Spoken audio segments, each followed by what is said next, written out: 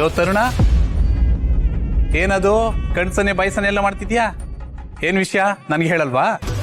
ಏನಿಲ್ಲ, ನನ್ನ ಪ್ಲಾನ್ ಹಾಳಾಗದೆ ಇರೋ ಥರ ನೋಡ್ಕೊತಿದ್ದೀನಿ ಅಷ್ಟೇ. ಅರ್ಥ ಆಗ್ಲಿಲ್ಲ ಆದ್ರೂ ಗಾಟಿ ಗಾಟಿ.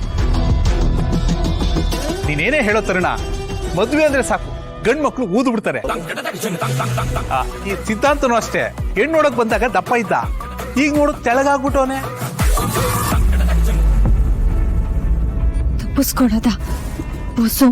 ತಪ್ಪಿಸ್ಕೊಳ್ಳೋದೆಲ್ಲ ಆಗಲ್ಲ. ನಿಮ್ಗೆ ಅವಾಗ್ಲೇನೆ ಹೇಳಿದ್ದೀನಿ, ನಾನು ಸಿದ್ಧಾಂತ ಅವ್ರನ್ನೇ ಮದ್ವೆ ಆಗೋದು ಅಂತ. ಆಗ್ತೀಯ ಅದೇನ್ ಮಾಡ್ತೇವೆ ಹೇಳು? ಈ ಚಿಕ್ಕ ಮಕ್ಕಳು ಬೆಂಕಿ ನೋಡಿದ ತಕ್ಷಣ ಅದನ್ನ ಮುಟ್ಬೇಕು ಅಂತ ಒಂದು ಕೆಟ್ಟ ಕುತೂಹಲ ಇರುತ್ತಂತೆ. ಅದರ ಅರ್ಥ ದೊಡ್ಡವರು ದಡ್ರ ತರ ಕುತ್ಕೊಂಡು ನೋಡ್ತಿರ್ತಾರೆ ಅಂತ ಅಲ್ಲ.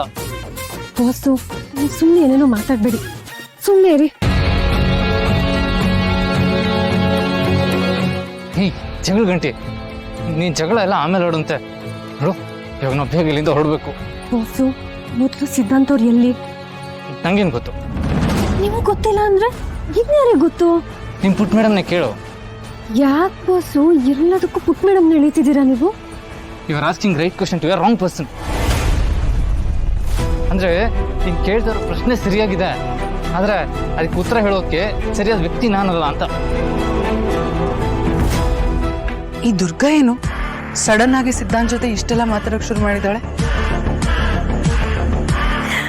ಮಾಯಾ, ಈ ಸಿದ್ಧಾಂತ್ ಇದಾನಲ್ಲ, ದುರ್ಗನ್ಗೆ ಏನೋ ಹೇಳಿ ನಂಬಿಸ್ತಾ ಇದ್ದಾನೆ.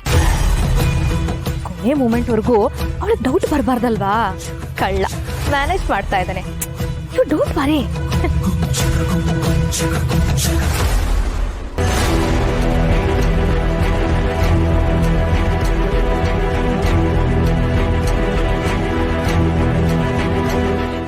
ದಮಯಂತಿ, ಸ್ವಲ್ಪ ಕುಡಿಯಕ್ಕೆ ನೀರು ಕೊಡ್ತೀರಾ? ಓಯ್, ನನ್ನ ನೀನು ಕಾವೇರಿ ನದಿ ಅನ್ಕೊಂಡಿದ್ಯಾ?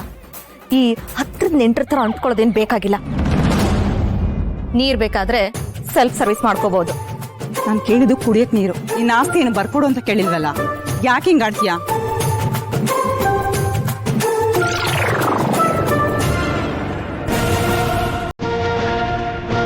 ಇಬ್ರು ನಿಂತ್ಕೊಳ್ಳಿ.